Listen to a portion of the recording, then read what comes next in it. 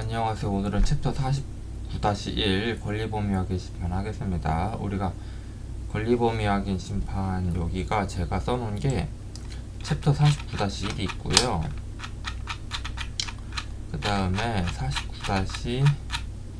49-2가 있고 49- 보시면 3이 있거든요. 우리 권리범위 확인 심판이 단원점 문제예요. 기본적으로 권리범위 확인 심판에 심결을 예측하시오 하면 여러분들이 논점이 우수수수 하면서 여러분들이 이제 논점 뽑아야 되는 거거든요. 그러니까 논점이 많으니까 제가 이거 나눠 놓은 거예요. 아시겠죠? 그리고 여러분들이 권리범위 확인 심판에서 논점 뽑을 때는 기본적으로 제가 알려드린 이 목차 있잖아요.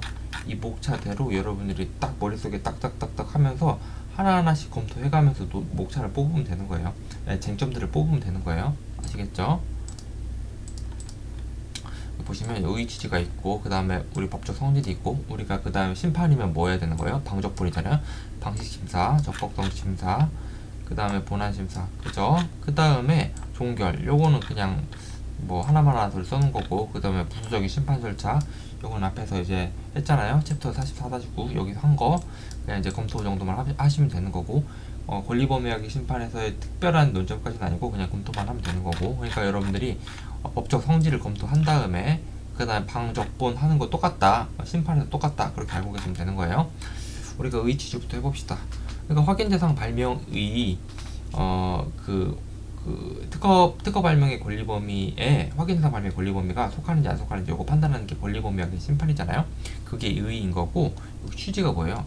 요거 조속한 종결이 취지인 거예요. 그러니까 예를 들면 우리가 권리 범위학의 심판에 심결을 받는다고 해가지고 유리한 심결을 받아요. 그런다고 여러분들한테 도움이 되는 변한 게 아무것도 없잖아요. 변한 게 아무것도 없는데 그러면 권리 범위학의 심판 왜 청구를 해요? 라고 그렇게 이제 말씀을 하신다면 그게 이제 문제예요. 분쟁을 사전에 예방하거나 조속히 종결할 때. 그러니까 권리범위학의 심판에 심결이 있으면 이게 이제 침해소송 가면 이제 엄청 유리하잖아요. 그러니까 그거에 의미가 있는 거고, 그리고 침해소송은 비싸요. 침해소송은 비싸니까 우리 권리범위학의 심판으로 그냥 비싸진 않지만 유력한 증거가 되는 거, 요거를 확보하자 이거예요. 그래가지고 이게 싸서 많이 하는 거예요. 권리범위학의 심판이 침해소송보다 싸서 많이 해요. 아시겠죠? 그 다음에 법적 성질을 보시면 우리가 보시면 사실관계 확정설이랑 권리관계 확정설이 있어요. 사실관계 확정설은 뭐냐면 예를 들어 그런 거예요. 특허 발명의 구성요소가 A 플러스 B 플러스 C입니다. 그리고 확인 대상 발명의 구성요소가 뭐 A1, B1, C1입니다. 이걸 확정하는 거다. 권리범위학의 심판은 사실관계 확정설이 있는 거고요. 근데 권리관계 확정설은 그 특허 발명의 권리 범위랑 확인 대상 발명이 있잖아요. 이게 효력이 미치는지 안 미치는지 요걸 확정하는 거다 라는 이제 권리관계 확정설이 있어요.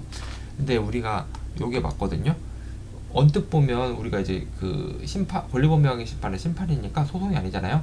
민사소송이 아니잖아요. 그러니까 아니 그게 무슨 권리관계를 확정하는 거야 라고 그렇게 생각을 할 수 있는데, 여기 보시면 판례가 단순히 사실 구성 상태를 확정하는 것이 아니라 그 권리의 효력이 미치는 범위를 확정하는 것이다. 아시겠죠? 대상물과의 관계를 구체적으로 확정하는 것이다. 그러니까 권리관계 확정설이 지금 압도적인 통성 판례고 이거를 반대하는 학자는 없어요. 아시겠죠? 그렇게 알고 계시면 되는 거고, 여기서 우리가 나오는 쟁점을 한번 봐볼게요. 권리범위 확인 심판의 심결이 민사법원을 구속하는지 여부. 요거 약간 스테디한 논점이잖아요. 그러니까 그 권리관계 확정설로 갔어요. 우리가 법적 성질 권리관계 확정설로 갔단 말이죠. 그러면 아니 권리관계를 확정했으면 이게 민사소송에서 구속해야 될 것처럼 보이잖아요. 그러니까 쟁점이 되는 거예요. 근데 구속을 안 하니까 쟁점이 되는 거예요. 이게 약간 논리적으로 연결이 되진 않는다고 저는 생각을 하는데, 권리관계 확정설은 맞는데 민사법은 구속하진 않거든요. 그러니까 이제 시험 문제 나오는 거예요. 봐봐요.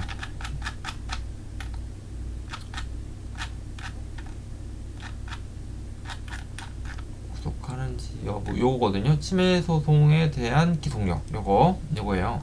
보시면 권리관계 확인 심판의 법적 성질이 권리관계 확정설이니까 구속된다. 침해소송에 대해서 구속된다. 요런 이제 긍정설이 있는 거고, 아니다. 법관의 곁에 재판받을 권리를 침해하는 것이니까 그 권리범위학의 심판의 심결은 침해소송을 구속하지 않는다, 기속하지 않는다는 부정설이 있어요.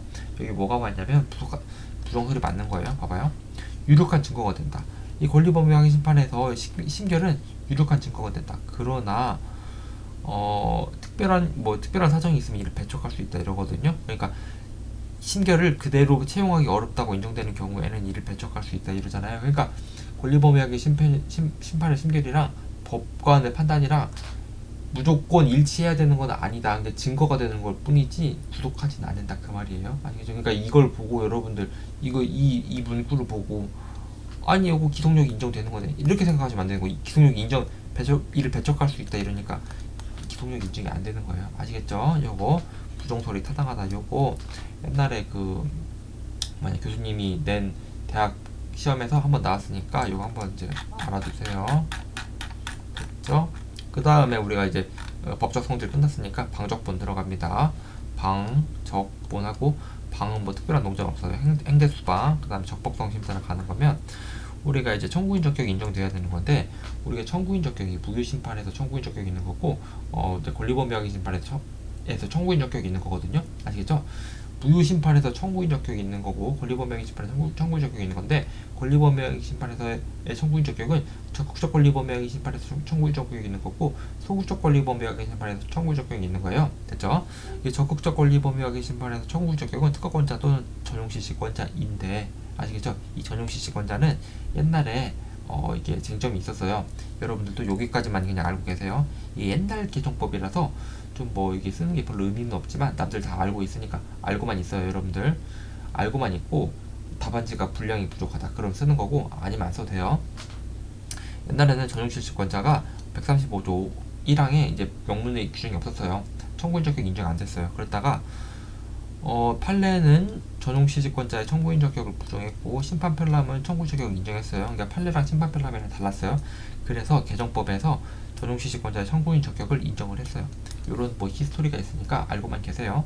그리고 답안지 분량이 부족하다 그럼 쓰시고 안 부족하다 그러면 안 써도 되는 거예요. 됐죠? 그 다음에 우리가 이제 중요한 건 소건범에서의 청구인 적격인데 소건범은 이해관계인이면 우리가 청구인 적격이 인정되잖아요. 그죠? 근데 우리가 중요한 건 뭐냐면 여기서 이 문구예요. 보시면 이해관계인이라 함은 등록 권리자 등으로부터 권리의 대항을 받아 업무상 손해를 받고 있거나 손해받을 염려가 있는 자 이거거든요. 그러니까 자를 말하는 것이고 그 업무의 성질상 장래의 그러한 물품을 업으로서 제조 판매하리라고 추측할 수 있는 자도 포함된다. 그러니까 내가 지금은 실시하고 있지 않지만 장래에 그런 거를 이제 제조 판매할 거라고 예측되는 자, 미래에 실시할 거라고 예상되는 자도 우리가 이제 이해관계인에 해당하는 거예요. 됐죠? 이러한 이해관계인은 분쟁이 생길 염려가 있는 대상물을 제조 판매하고 있는 것을 업으로 하고 있는 자의 하나자. 그러니까 현재 실시하고 있는 사람 말고 장래 실시 예정인 사람도 이해관계인에 해당한다라는 거예요. 아시겠죠? 여기 문구 한번 봐봅시다. 여기 문구가 중요해요. 권리의 대항을 받아 업무상 손해를 받거나 손해받을 염려에 있는 자. 요거 여러분들 잘 기억해 놓으세요. 아시겠죠? 권리에 대항받아 업무상 손해를 받거나 손해받을 염려가 있는 자. 제가 한번 이제 무효심판이랑 비교를 해드리자면 무효심판에서 이해관계인이 지금 권리범위확인 심판에서는 요만큼이에요. 권리에 대항을 받아 업무상 손해를 받거나 손해받을 염려가 있는 자. 요거거든요. 권리에 대항을 받아 업무상 손해를 받거나 손해받을 염려가 있는 자를 권범심에서 이해관계인이라고 하는 거예요. 됐죠? 그 다음에 무효심판 한번 봐봅시다.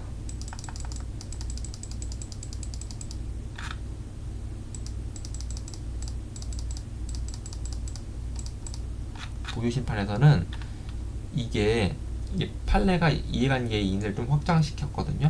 옛날에는 어떻게 됐냐면 옛날에는 여기 보시면 이렇게 돼 있어가지고 이거 종래 판례가 해석하면 어떻게 되냐면 권리에 대항을 받거나 대항받을 염려가 있는 자 요거거든요. 그러니까 보시면 종래 무효심판에서 이해관계인은 권리에 대항받거나 대항받을 염려가 있는 자가 종래 무효심판에서 이해관계인이었어요. 아시겠죠? 근데 지금 무효심판에서 이해관계인 판례 바뀐 거는 뭐라고 하냐면 법률상 불이익을 받거나 불이익받은 염려가 있는 자로 확대했거든요. 아시겠죠? 그러니까 보시면 법률상 불이익받거나 불이익받을 염려가 있는 자가 지금 판례에서 무효심판에서 이해관계인인 거고 옛날 판례에서 무효심판에서 이해관계는 권리에 대항받거나 대항받을 염려가 있는 자가 옛날 판례에서 부유심판에서 이해관계인에 해당하는 거예요. 아시겠죠? 그리고 아까 권리범위학의 심판에서 이해관계인은 뭐였어요? 권리에 대항을 받아서 업무상 손해를 받거나 손해를 받을 염려가 있는 자가 권리범위학의 심판에서 이해관계인이었고, 그럼 어떻게 되는 거예요? 이게 넓이가 이렇게 되는 거예요. 공범심, 그 다음에 종래 무효심판, 그 다음에 현재 무효심판, 이렇게 되는 거예요. 아시겠죠? 이게 권범심이 좁고 무효심판이 넓잖아요. 기본적으로 이거는 당연한 거예요. 이거 뭐 조영선 교수님이 그래요. 그러니까 무효심판의 그 청구 이익이 더 넓어요. 무효심판은 기본적으로 공익을 위한 거거든요. 하자 특허 있는 특허가 돌아다니면 안 좋은 거예요. 하자 특허 있는 권리가 돌아다니면 안 좋은 거니까 그거를 무효시켜야 되는 거예요. 그러니까 공익에 기초한 거니까 이건 이해관계에 해당하는 이해관계인을 넓게 봐요. 아시겠죠? 권리범위학의 심판, 권리의 속부를 판단하는 거. 이거는 사익에 기초한 거예요. 그러니까 좁게 봐요, 기본적으로. 아시겠죠? 이 문구도 그래서 이게 최근 판례 이제 무효심판에서 이해관계인 권리 존속으로 인해서 법률상 불이익받거나 불이익받을 염려가 있는 자를 말하는 거고, 아시겠죠? 권리에 대항받거나 대항받을 염려가 없다는 이유만으로 무효심판을 청구할 수 있는 이해관계가 소멸되었다고 볼 수 없다. 그러니까 요거는 종래라는 거예요. 요 표현은 종래이고 최근 표현은 요거다. 아시겠죠? 요거는 종래에 불과해요. 그러니까 요건 좁은 의미고 요건 더 넓은 의미예요. 아시겠죠? 그렇고 그 다음에 요거 예강이 끝났고, 그 다음에 우리가 이제 심판 청구 적법성 요건에서 능적, 뭐 여러분들 이거 두 문자 따라 외우세요. 합중 일심 무취 기특 합인데, 여기 보시면 대상물이 소멸하면 특허 무효가 확정되거나 거절거절 불복 심판인 경우에는 출원이 취하되거나 포기되거나 뭐 이러면 대상물이 소멸하면 우리가 이제 심결각하를 하잖아요. 그런데 그래, 알았어. 무효 사유가 명백한 경우에 심판 청구 이건 어떻게 되는 거야? 특허가 무효되는 경우에는 심결각하를 하는데, 우리가 무효 사유가 명백한 경우, 요거는 어떻게? 특허가 무효된 건 아닌데 무효 사유가 명백해. 요거 심판 청구 이익이 있어 없어? 요거 쟁점. 보시면 그리고 무효 사유가 명백한 경우, 이게 전원합 매체 다수 의견이랑 소수 의견이랑 좀 갈리는데, 여기 보시면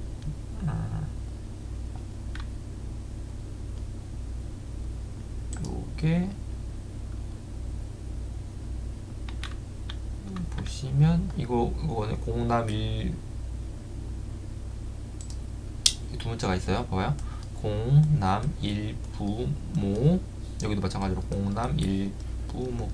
이게 다 전원합 매체 소수 의견이 이렇게 말하고 다수 의견이 공정력에 대해서는 이렇게 말하고 이렇게 반박하고, 전원합 매체 소수 의견이 권리 남용이라고 말하고, 아니 권리 남용이다, 뭐 이게 권리 남용이 아니라고 말하고 이런 거거든요. 봐봐요. 전원합 매체 소수 의견이랑 다수 의견이랑 공남일부모에 대해서 다 말하고 있어요. 공남일부모에 대해서 어떻게 말하냐? 무효사유가 명백하잖아요. 무효사유가 명백하면 전원합 매체 소수 의견은 무효사유가 명백하니까 실체가 없다, 이거를 심결각하를 해야 되는 것이다 라고 말을 해요. 아니 그중에 전원합 매체 다수 의견은 뭐라고 하냐면, 아니 무효 사유가 명백해도 무효가 되지 않았으니까 공정력에 기초해가지고 심판 청구 이익이 있는 거다, 이렇게 말을 해요. 아시겠죠? 그 다음에 권리 남용이다. 우리가 침해 소송에서 무효 심판에 의해 무효될 것이 명백하면 권리 남용이잖아요. 그죠? 그런 것처럼 침해 소송에서 무효 심결에 의해 무효될 것이 명백하면 권리 남용이다. 그러니까 이것도 무효 사유가 명백한 경우에 권리범위학의 심판은 심결각하 해버려야 된다, 이렇게 말을 해요. 전원합 매체 다수 의견은 뭐라고 하냐면, 권리범위학의 심판이라 침해 소송이랑 뭐가 같아? 침해 소송에서 권리 남용이라고 해서 권리범위학의 심판에서 심판 청구 이익이 없다고 해야 되는 건 아니잖아요. 그죠? 그렇게 반박을 하는 거예요. 일사부재리에 대해서 전원합 매체 소수 의견은, 우리가 이 무효 사유가 명백한 특허에 대한 심결이 확정되면 일사부재리가 있다. 심결의 효력으로서 일사부재리가 있다. 이 무효 사유가 명백한 거에 대한 특허권이 일사부재리 효를 미친다. 요거는 이제 안 된다 라고 말을 하는데, 전원합 매체 다수 의견은 뭐라고 하냐면, 권리범위학의 심판에서 일사부재리는 이게 그 확인 대상 발명 여기에만 미치는 거니까 괜찮다라는 거예요. 아시겠죠? 그 다음 심리부다. 무효 사유가 명백함에도 불구하고 심리를 하게 되면 심판원의 심리가 부담이 된다라고 이제 그러니까 심결각하를 해야 된다고 주장을 하는 거거든요. 전원합의체 소수견이. 전원합의체 다소견은 뭐라고 하냐면 오히려 무효 사유가 명백한지 안 한지를 따진 다음에 그 다음에 본안 심리를 하겠다는 게 이제 전원합의체 소수견이잖아요. 그죠? 근데 무효 사유가 명백한지 안 한지를 따지는 순간 심리 부담이라는 거예요. 아시겠죠? 됐죠? 그다음 모순. 무효심판에서는 무효심판에 대해 이 특허에 대해서 권리범위학의 심판에 청구된 이 특허에 대해서 무효심판 청구하면 무효될 건데 권리범위학의 심판 청구하면 이거 어떤 신결이 나오면 아니 이게 모순된 거 아니냐, 심결이 두 개가 모순된 거 아니냐라고 하는데 이제 전원합의체 다수견 뭐라고 하냐면 무효심판이랑 권리범위학의 심판은 전혀 다른 심판이니까 상관없다 그렇게 말을 해요. 아시겠죠? 그러니까 전원합의체 소수 의견이 지금 심판 청구 이익을 부정하고 싶지만 전원합의체 다수 의견에 따라서 심판 청구 이익이 있다 라고 알고 계시면 되는 거예요. 보시면 따라서 심판 청구 이익이 있다. 그러니까 무효 사유가 명백한 경우에도 여기 보시면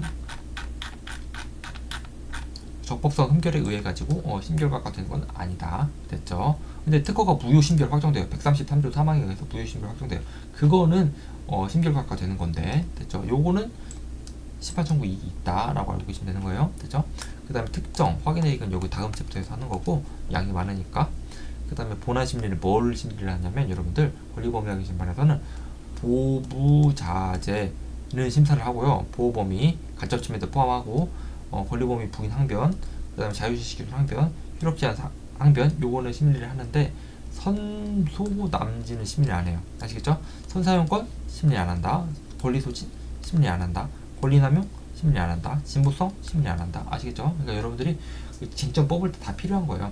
여러분들이 어떤 딱 그 문제가 나왔어요. 요거에 권리범위학의 심판의 심결을 예측하세요. 시험 문제가 나왔어요. 그러면 보부자재는 논점을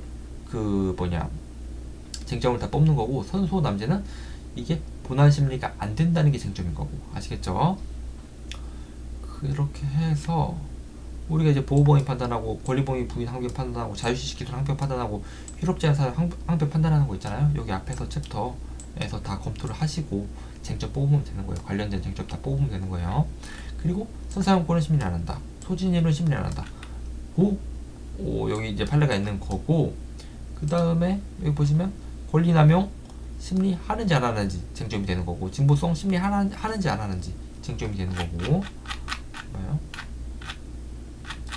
그 다음에 권리남용 심리 하는지 안 하는지 그 다음에 진보성 심리 하는지 안 하는지 권리남용 심리 안 하고 진보성 심리 안 하고 봐봐요. 권리남용 이게 이상한 판례가 하나 있긴 하거든요. 무슨 보시면 유효하게 특허가 성립되었다고 하더라도 보시면 특허권 행사는 뭐 이렇게 무효 사유가 존재할 때는 그런 무효 심결이 내려질 것이 확실시 된 때는 특허권의 행사는 권리남용으로서 허용되지 않는다. 뭐 요런 뭐 판례가 특허보험 판례가 하나 있긴 하거든요. 여기에 따라서 권리범위학의 심판 절차에서 보시면 적정한 결론을 내리기 위해서 무효 사유 존재를 판단할 수 있다. 뭐 이런 판례가 있긴 하거든요. 요거는 근데 좀 이상한 판례고 요거 권리남용 심리 못한다고 보시면 되는 거예요. 아시겠죠? 이게 통설이에요.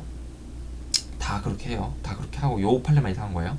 보시면 이거 왜 그러냐는 거냐면 권리남용에 해당하려면 권리를 행사해야 권리남용일 거 아니에요? 아시겠죠? 근데 권리범위 확인 심판을 청구한 게 권리를 행사한 거예요. 그게 아니라고 하는 게 이제 비판인 거예요. 아시겠죠? 아니 무슨 뭐 민사소송을 걸거나 해야 권리를 행사한 거지 권리범위 확인 심판을 청구하는 게 무슨 권리를 행사한 거야? 라고 이제 비판하는 교수님이 계세요. 아시겠죠? 그렇게 외우는 게 제일 깔끔한 것 같아서 제가 이 검토 넣어놓은 거예요. 요거 검토 무슨 교수님이냐? 정태우 교수님.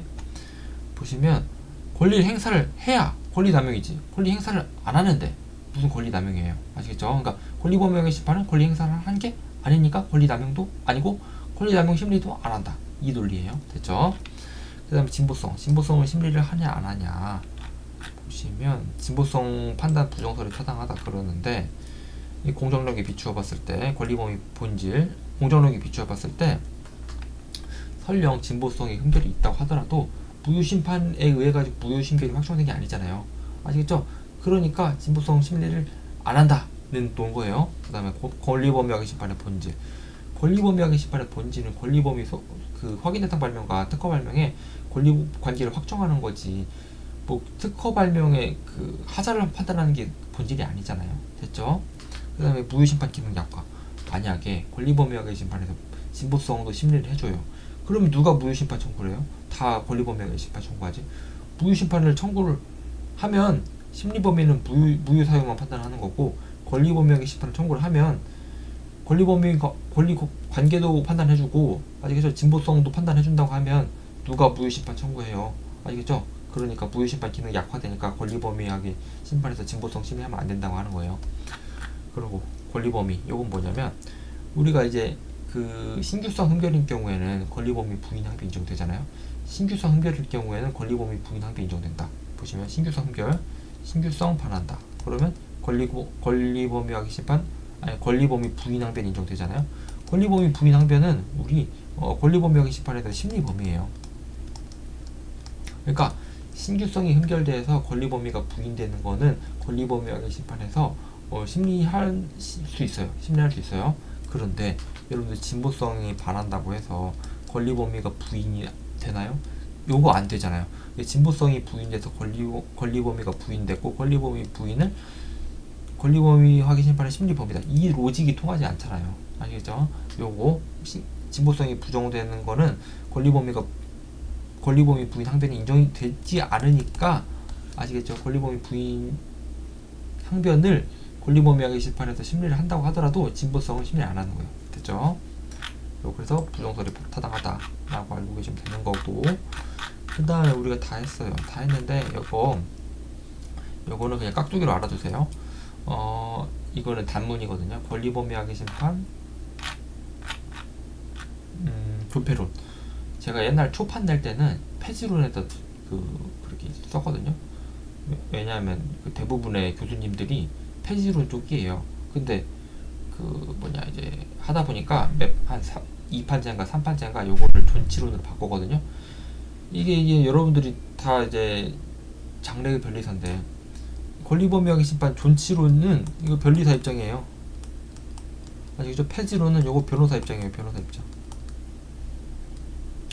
권리범위학의 심판을 폐지해서 민사소송을 제기하자. 요거 변호사 입장이고, 변리사 입장은 아니 뭔 소리야. 사건이 그 민사소송보다 권리범위학의 심판이 더 많은데 뭔 소리야. 지금 권리범위학의 심판 잘 쓰고 있는데, 우리 대한민국 국민들이 잘 쓰고 있는데 왜 갑자기 폐지해. 요건 변리사 입장이에요. 아시겠죠? 그러니까 뭐 사건 수 경제적이다. 이게 싸니까 하는 거예요. 요거 클라이언트가 민사소송 가면 비싸니까 싸니까 이제 권리범위학의 심판 청구하는 거예요. 그리고 빨라요.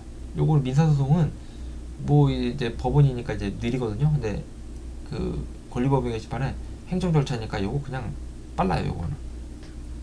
그리고 대안적 문제 해결 수단으로 인정되고, 요거 권리범위학의 심판의 심계를 가지면 이제 분쟁이 거의 끝나요.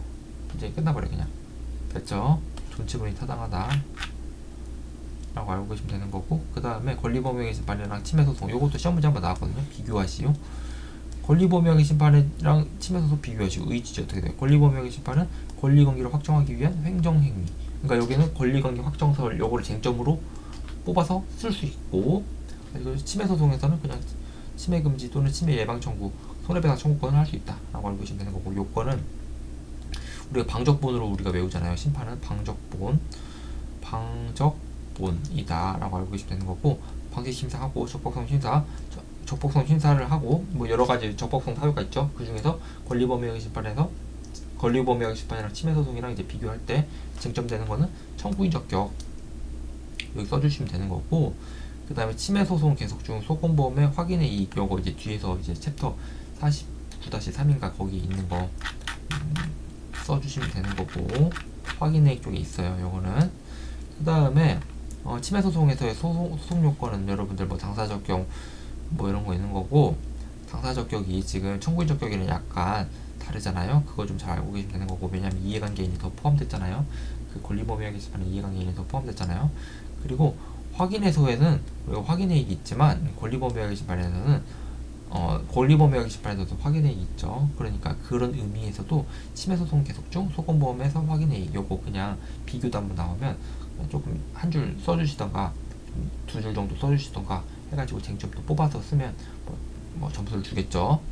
그리고 이제 본함심리를 보면 본함심리를 보면 심리 범위가 되는 거 있고 심리 범위가 안 되는 거 있고 아시겠죠? 우리가 부자재 보호범위, 권리범위, 부인항변, 자유시기 기소항변, 효력제한 사유 요거는 이제 심리 범위가 되고 간접 침해까지 포함해서 심리 범위 안 되는 거 선소 남진 선상용권 권리소진의 권리남용 진보성 요거는 심리가 안 된다. 요거에 대해서 쟁점 쓸 수 있잖아요. 우리가 침해소송에서는 선소 남진 다 심리 되잖아요. 그러니까 요거 선소 남진 심리 안 된다. 요거를 이제 쟁점으로 쓸 수 있는 거고 비교 단문에서 효과 보시면 침해소송에서는 이제 민사소송이니까 기판력이랑 집행력 요게 있는 거고 우리가 이제 권리범위의 심판은 행정심판이니까 일사부재적 효과가 있는 거고 그 다음에 침해소송에서 증거가 인정된다. 요거는 강력한 증거가 인정되는 거고 기속력은 인정 안 된다. 침해소송을 기속하지는 않는다. 구속하지는 않는다. 그렇게 알고 계시면 되는 거예요. 별표 있는 거는 만약에 비교도 한번 나왔을 때 쟁점으로 쓸 수 있는 거를 제가 별표를 해놓은 거예요. 시간이 남으면 한 두세 줄 정도 쟁점으로 쓸 수 있는 것들 이제 제가 별표를 해놓은 거예요. 됐죠? 여기까지 해가지고 49-1이 이제 권리범위 확인 심판 총괄을 한 거고 49-2가 권리범위 확인 심판 중에서도 우리가 적법성 요건 중에서도 확인자산 발명 특정이 있잖아요. 그걸 하는 거고 49-3이 우리가 적법성 중에서 심판을 적법성 중에서 확인회의 하는 겁니다.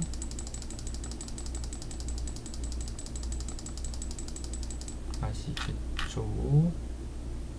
됐죠? 여기까지 할게요.